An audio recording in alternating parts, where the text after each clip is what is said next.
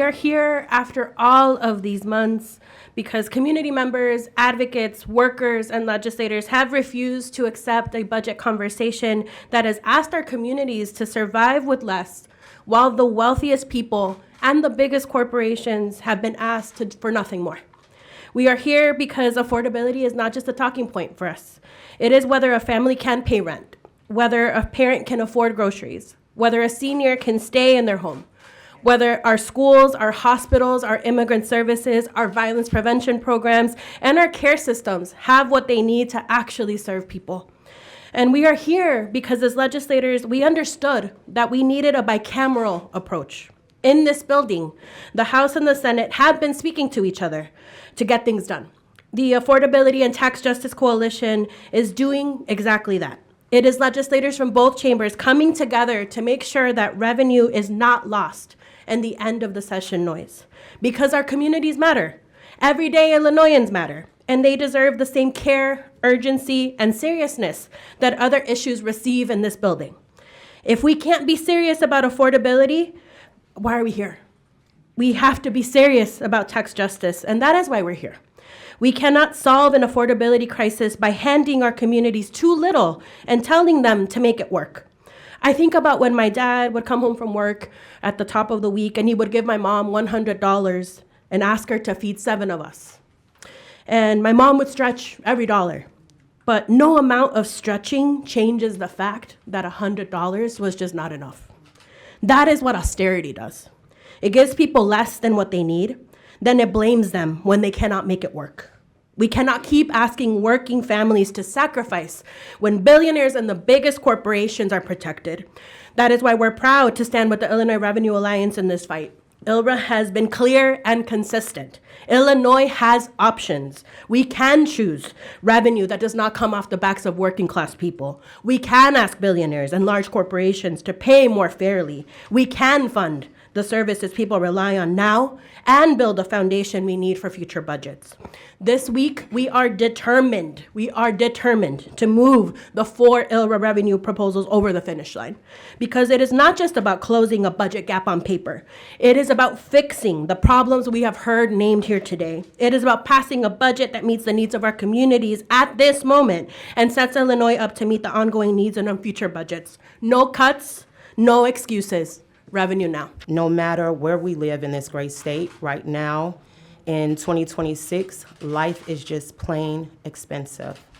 Whether you are buying groceries on the south side or the west side of Chicago, paying rent in Peoria, or trying to keep a multi-generational family farm running in rural southern Illinois, the pressure is real.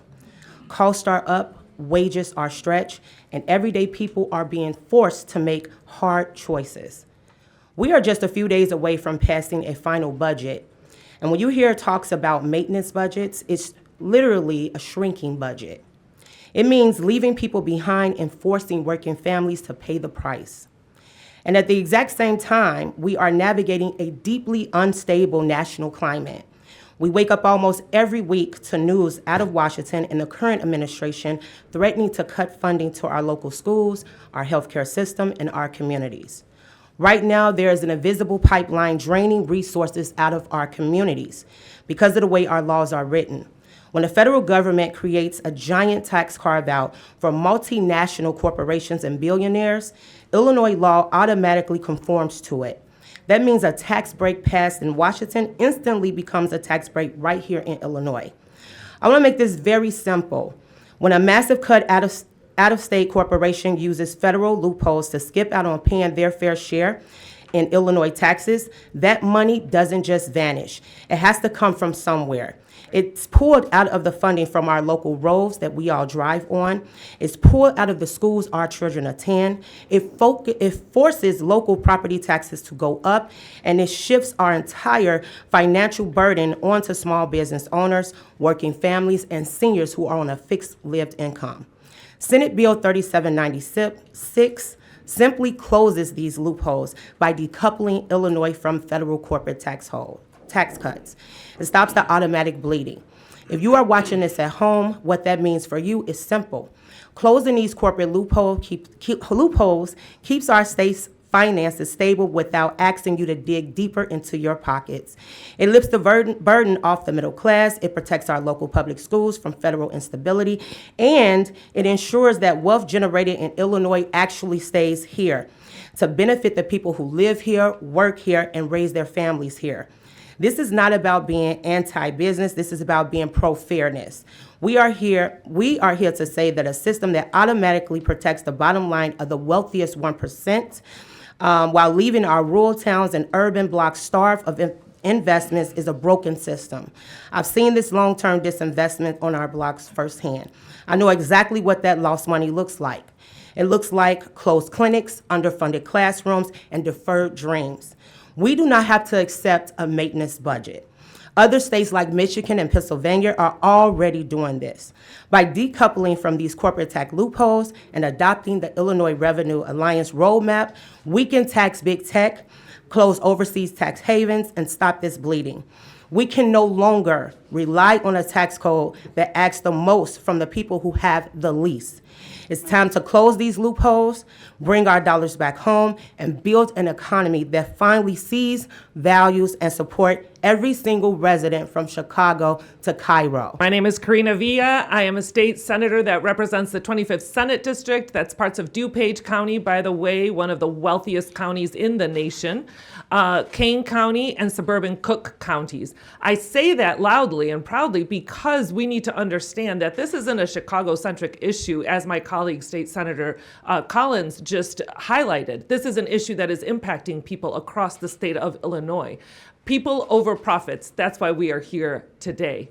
We here stand with Illinoisans everywhere who are debating between paying their medication or their rent, while billionaires are getting tax vacations, tax havens by the federal government, while our president is telling us that we cannot afford childcare, we cannot afford SNAP benefits, we cannot afford health care, but what we can afford, what he has shown that we can afford, is billionaires.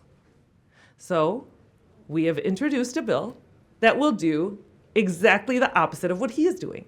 We will tax billionaires here in the state of Illinois by passing this bill. We need to hold these corporations, these billionaires accountable. We need to put people over profit. We need to make sure that Illinoisans everywhere understand that this is a safe haven for them to live and grow and raise their families. Thanks for watching this video. Please like and subscribe to keep up to date with news from the caucus. For more information on what the senator is working on, please follow them on social media using the links in the description below.